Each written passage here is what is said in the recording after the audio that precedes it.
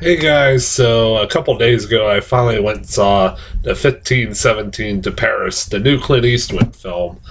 Uh, yeah, this is a few days late. Like I said, my top five or top 10 films of the year, I have been pretty busy. I actually got a second job, so these reviews are going to kind of come in spurts. Like for right now, it's going to be a little hectic. I usually have a certain day off each week, and on those days, I'll try to go see as many movies as I can. Um, this was a movie that, on paper, I was actually looking forward to. It's the new Clint Eastwood movie. I love Clint Eastwood. He is a fantastic actor and a fantastic director. Usually, anything he directs, I go check out because I'm a fan of his work. And like I said, on paper, this sounded like a pretty decent idea for a movie.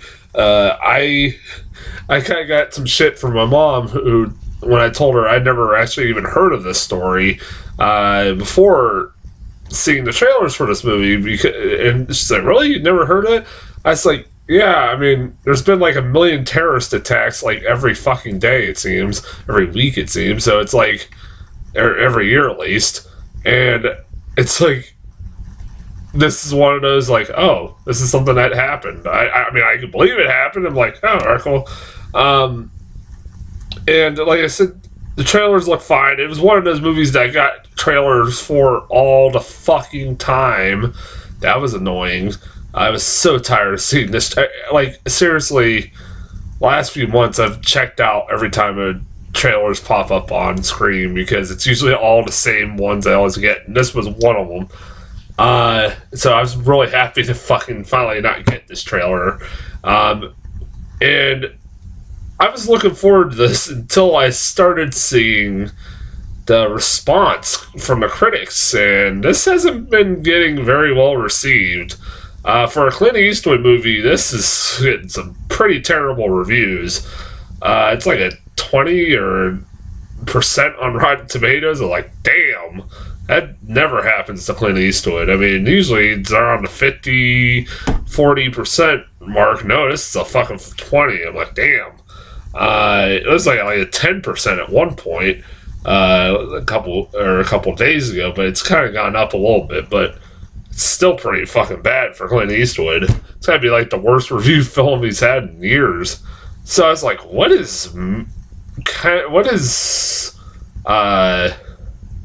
with this movie? Why is everybody kind of like hating this? I kind of went in cold turkey because I wanted to kind of like see for myself why this was getting badly received. I had my own theories, which I'll get into with the review, but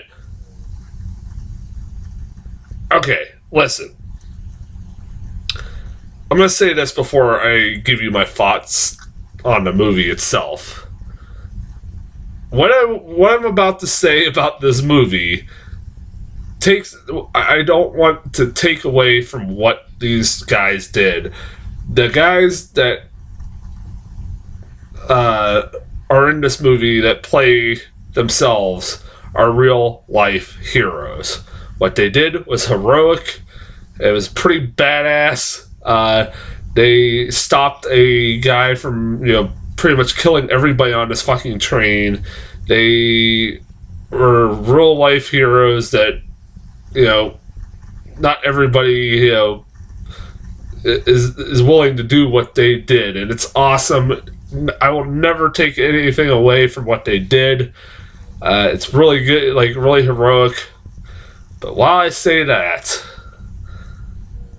this movie is pretty fucking bad. It is pretty bad. It's one of those, like I said, on paper, it sounds great, but delivery, it's terrible. Man, where do I start with this? It's one of those movies like, I really, really went in with an open mind with this, but by God, it's one of those movies within the first 10 minutes, you realize pretty quickly why this movie's getting badly received. First, listen, like I said, these guys are real heroes, and I commend them for what they did, but they are not actors, and it fucking shows in this fucking movie. I'm not taking, like I said, I'm not taking away from what they did and what they, their heroic acts, but goddamn, they can't act to save their lives, and they're not even convincing playing them fucking selves. And that's not really their fault. It's, well, I mean, their acting is not very good, but also they're giving some fucking horrible, hokey dialogue, which don't fucking help. Like this fucking, oh god, the dialogue in this fucking movie is so goddamn awful. Like, it's just a lot of like, oh, I have this feeling like, towards the end of the movie, before they get on this train, they're like, oh, I have a feeling like there's this destiny waiting for me on this train. No one fucking talks like that. I don't care. It's like, it's all about God and religion, and like, nobody, I cannot believe for a fucking second that was something that is said. Like, God had a plan for them on this train. Like, that's basically like that God planned for this. They pretty much make it out like God planned for, make it out like the dialogue that God put this terrorist on a fucking train so they could fucking save the day.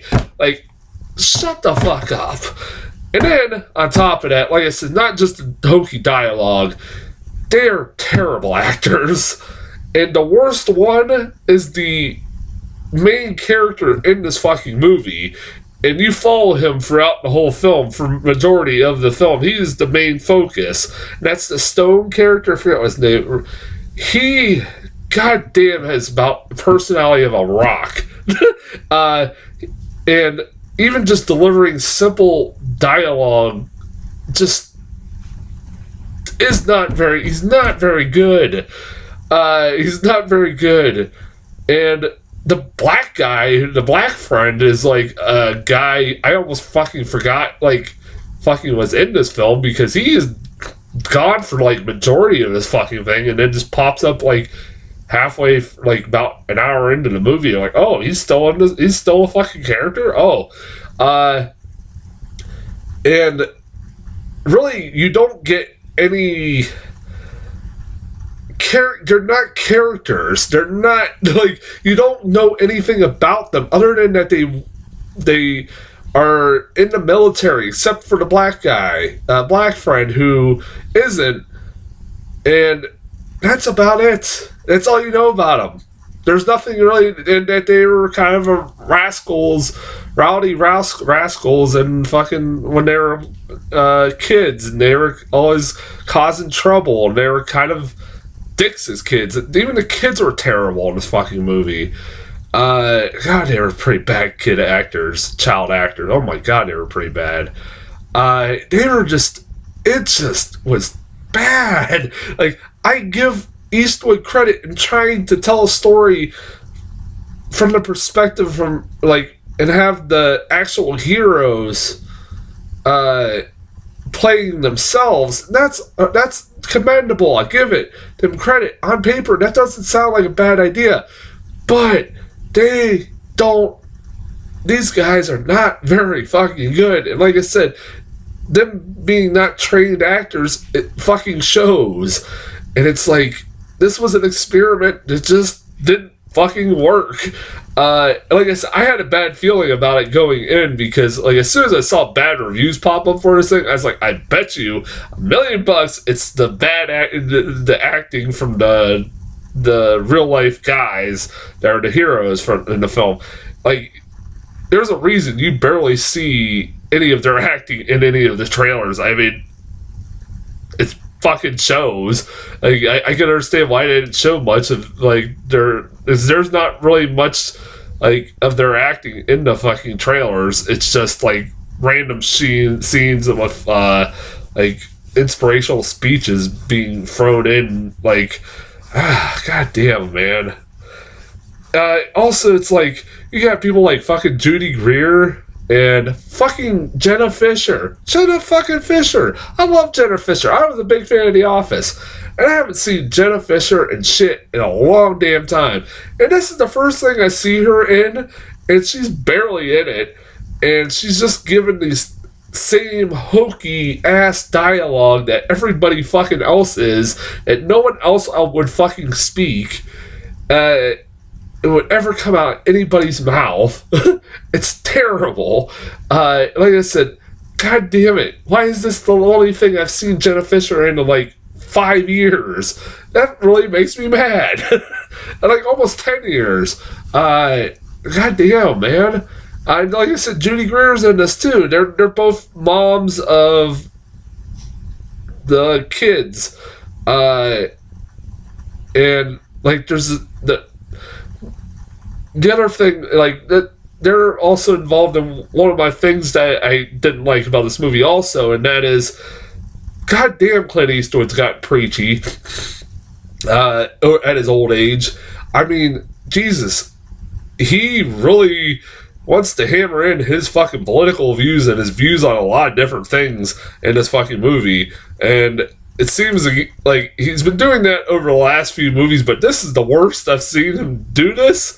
Like the beginning of the movie where Jenna Fischer and Judy Greer are meeting with the teacher, and the teacher is telling the parents about that their kids might have ADHD, and they just like scoff at it and say, "Oh, whatever, you don't know what the fuck you're talking about." Basically, just lambast this teacher for giving them recommendations, maybe medicate your kids.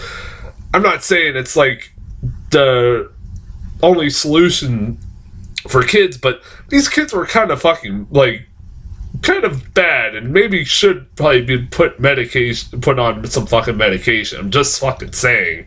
Like after you meet these fucking characters, it's like, and then like his opinions on school, public school, private school, to like his thoughts on religion. It's like, Jesus Christ, man, like you get fucking preachy at your old age, aren't you, man? Like even more preachy than like fucking American Sniper, and like how great war is, and not really showing the really bad side of war, just kind of like talking about how great it is. And man, like it's not like patriotic porn like American Sniper was, but it's like, damn.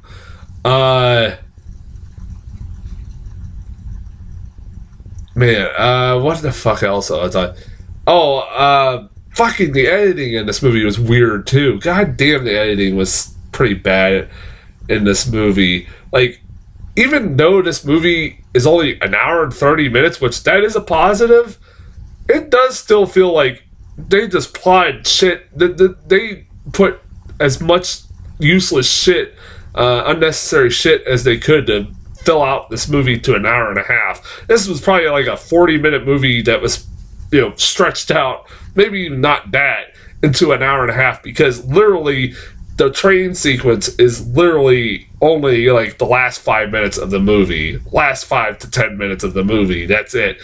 What you get for the rest of it is showing them as they're going for the military, as growing up as kids, going into the military.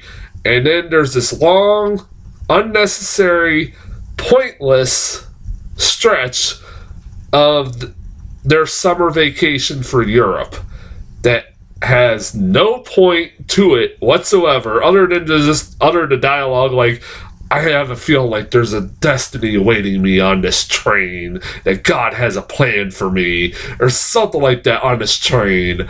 And it's fucking awful.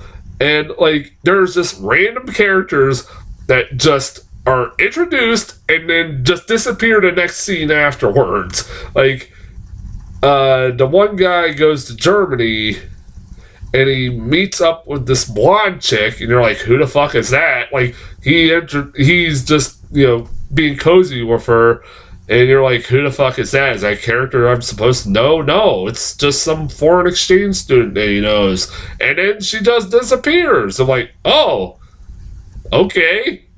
And then, like, the other two are in Rome, and they come across this American girl, and they have interactions with her, and they go sightseeing, and then she just disappears. You're like, oh, so what the fuck was the point of that? Like, there's a lot of that. It's like, they plotted, like, this was worse than, like, Sully, and, like, it felt like it was just filling in a lot of unnecessary shit to make it an hour and a half long movie because they didn't have enough fucking material. And it's obvious in this fucking movie they didn't have enough fucking material. God damn. For an hour and a half movie, I guess yeah.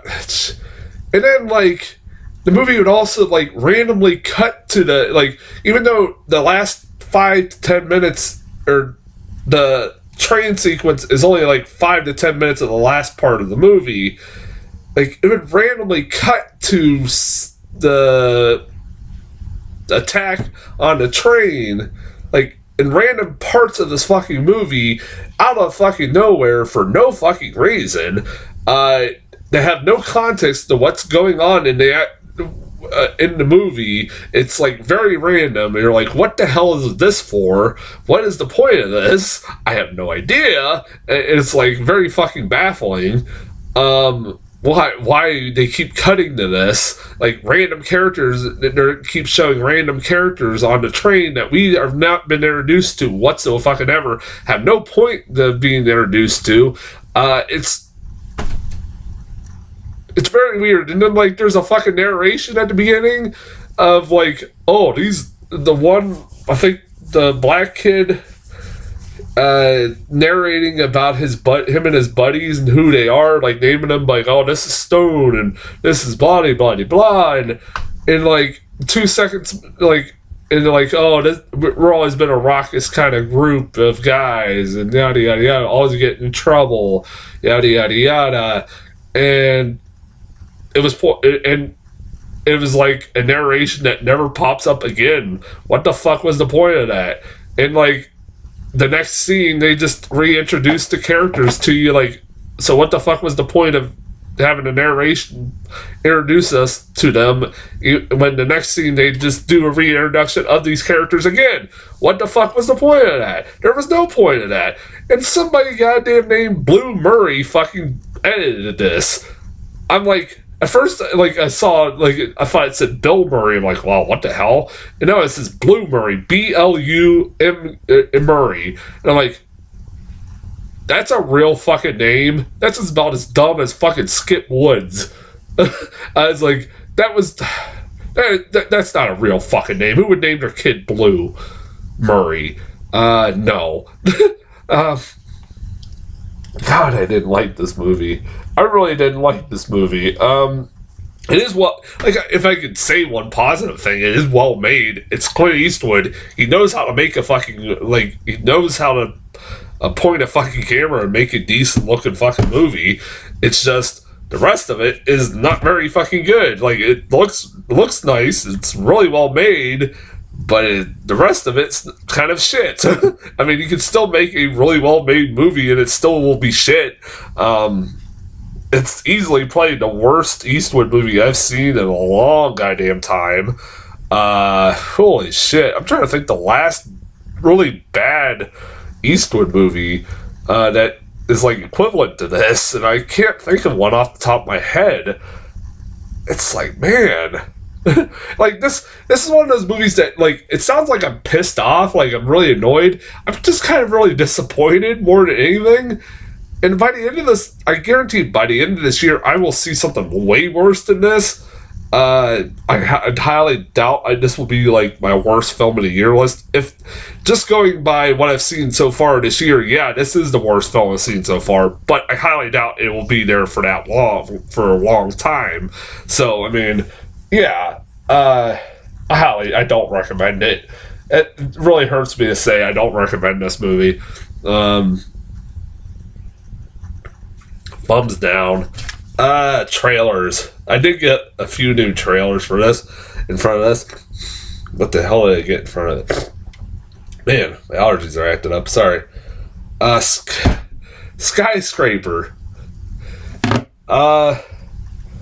This is one of those, like, trailers I got, the commercials I saw in front of the Super Bowl, or during the Super Bowl, and I'm like, what the hell? I had to rewind it and, like, go, did I just see that for sure? It's Die Hard. This is literally, the movie is Die Hard, but if it took place in like a high-tech building and it starred as The Rock as John McClane, but if John McClane was an amputee. That's the best way to fucking describe this movie. This is literally Die Hard. It's literally the plot of fucking Die Hard. Don't tell me it's not. He's a family man whose family gets trapped in a high-tech building with terrorists or something like that invading it, and he's like a security guard of this building, and he's got to try to save his family. Like I said, he's an amputee for some reason. I don't know why that has to be a fucking thing, but it is.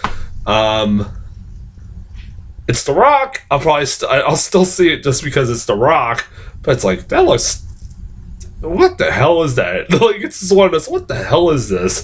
This is a thing that's happening. Okay. Alrighty then. Oh, it's got Nev Campbell. What the hell? When the hell is Nev Campbell? I haven't seen Nev Campbell in anything in fucking forever. Overboard. God damn it. So, this is a movie that's a remake of the classic, or semi-classic, comedy starring Kurt Russell and Goldie Hawn. Some people probably don't know what the hell Overboard is. I'm sure a lot of people my age don't know what Overboard is. But, like I said, it's a movie that starred originally Goldie Hawn, Kurt Russell. It's kind of a semi-classic comedy.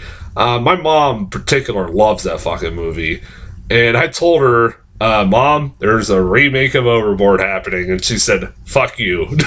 Basically. There's and... yeah, this trailer doesn't look very fucking good. Doesn't look convincing to me whatsoever. Like, Goldie Hawn, the thing that carried that movie was Goldie Hawn and Kurt Russell's comedic chemistry together. They were fucking great together. And it will help they were a fucking couple for as long as they have been. And this time you got Anna Faris, who, I love Anna Faris, God bless her, you know.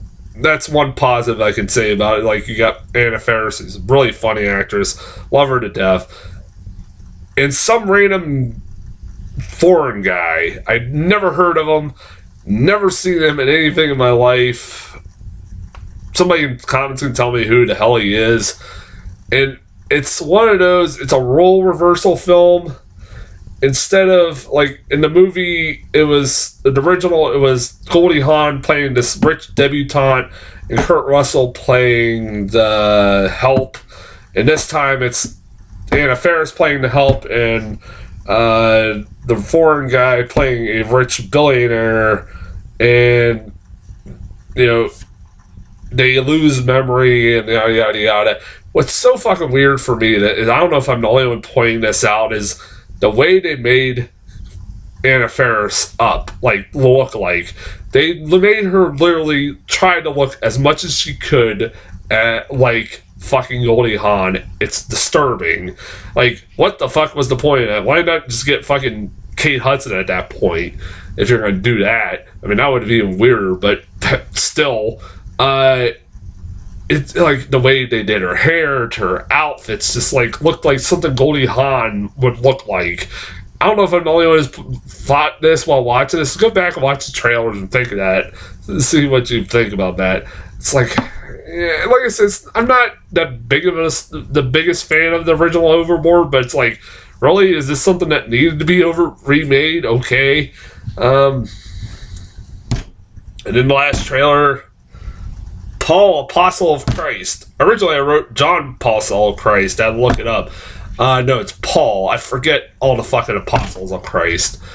It's Jim Caviezel playing Paul in the Paul of the Apostle of Christ. And I'm like, I swear, I said, that'd be funny if this took place in the same universe as The Passion. And it's like, that'd be really fucking funny if that did happen. That's the only thing that made me, I don't care for this. It looks just like another religious blah movie. Like I said, Jim Caviezel playing Paul. So it's Jesus playing Paul. Yeah, that's all you gotta know about that. And like I said, it's not my kind of movie. It's from the people that made fucking War Room. Fuck that. So yeah, that's as far as trailers go. I'll be going to see Peter Rabbit here sometime in the next few days, and also Black Panther. And I still gotta try to get around to watch the Cloverfield Paradox. Only been for 25 minutes of that movie. I'm still just don't want to fucking sit for the rest of it. Maybe it'll get better, but I don't know. Anyways, that's as far as the what the hell, I just watched 15, 17 to Paris and trailers. Until then, I'll talk to you guys later.